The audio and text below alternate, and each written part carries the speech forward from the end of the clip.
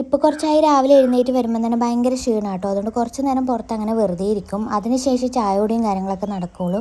അമ്മയാണെങ്കിൽ രാവിലെ തന്നെ കുലമാങ്ങയും കണിക്കൊന്നയും തേങ്ങയൊക്കെ പൊട്ടിക്കാൻ വേണ്ടി പോയിട്ടുണ്ടായിരുന്നു.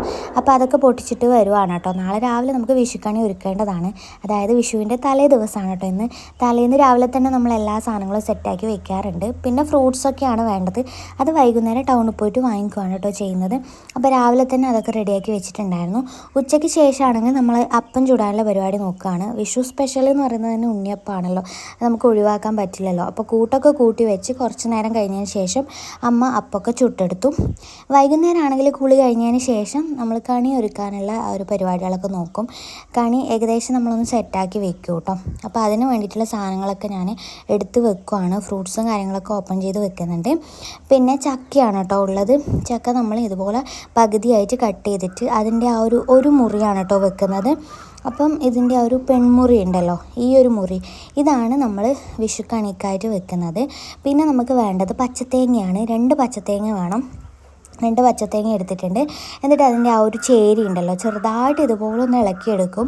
എന്നിട്ട് ഈ ഒരു ഇളക്കിയെടുത്ത ചേരീനെ നമ്മൾ 2ആയിട്ട് ഭാഗിക്കും. മറ്റേ തേങ്ങയിൽ നമ്മൾ അതുപോലെ തന്നെ ചെയ്തെടുക്കും കേട്ടോ. എന്നിട്ട് അത് രണ്ടും കൂടെ കൂട്ടിക്കെട്ടുകയാണ് ചെയ്യുന്നത്.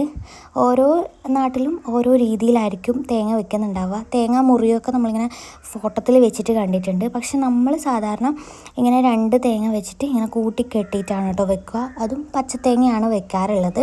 ഇനി മെയിനായിട്ടുള്ള പണി എന്ന് പറയുന്നത് വിളക്കും തളികയും തുടക്കുക എന്നുള്ളതാണ്. അപ്പോൾ ആദ്യം തന്നെ വിളക്ക് നന്നായിട്ട് തുടച്ച് വൃത്തിയാക്കി എടുക്കുന്നുണ്ട്. അതിനുശേഷം തളികയും കൂടെ വൃത്തിയാക്കി എടുക്കുന്നുണ്ട് കേട്ടോ. ഇനി നമ്മൾ കണി വെക്കാൻ തുടങ്ങുകയാണ് ചെയ്യുന്നത്. അപ്പോൾ ഏകദേശം നമുക്കൊരു ഐഡിയ ഉണ്ടാവുമല്ലോ ഇങ്ങനെയൊക്കെ വെക്കുക എന്നുള്ളത്.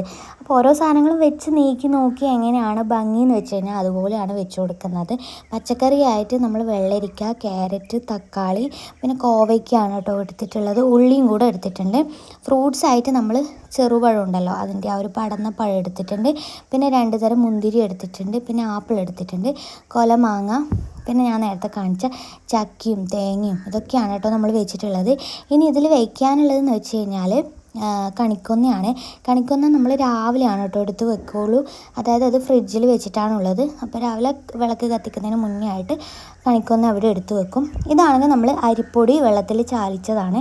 ഇത് നമ്മൾ കണി വയ്ക്കുന്ന എല്ലാ സാധനത്തിനും തൊട്ട് കൊടുക്കുകയാണ് കേട്ടോ ചെയ്യുന്നത്. വീട്ടിലെ പടി ഉണ്ടെങ്കിൽ പടിക്ക് വെച്ച് കൊടുക്കും. അതായത് പൂജാമുറീൻ്റെ പടിയൊക്കെ ഉണ്ടാവുമല്ലോ, അതിനൊക്കെ തൊട്ട് കൊടുക്കുകയാണ് ചെയ്യുന്നത്. അപ്പോൾ അങ്ങനെ എല്ലാം വെച്ചിട്ടുണ്ട്.